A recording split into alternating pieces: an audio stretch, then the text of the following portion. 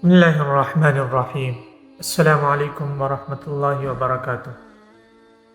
ہم میں سے اکثر لوگوں کو یہ بات معلوم نہیں ہے کہ کلمہ طیبہ کے کتنے فرائض ہیں۔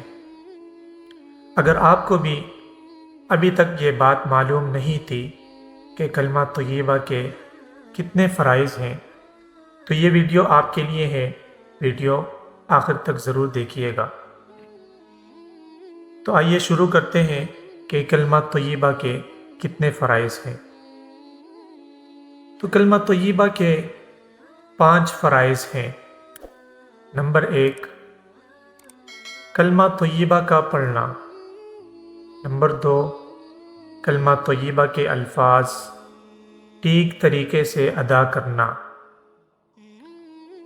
نمبر 3، کلمہ طیبہ کے معانی اور مقاصد کو سمجھنا جاننا۔ نمبر 4، کلمہ طیبہ کے ماتحت زندگی گزارنا۔ نمبر 5، کلمہ طیبہ کو دوسروں تک پہنچانا۔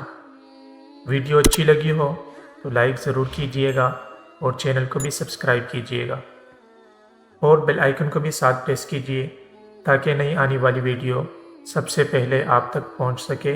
السلام۔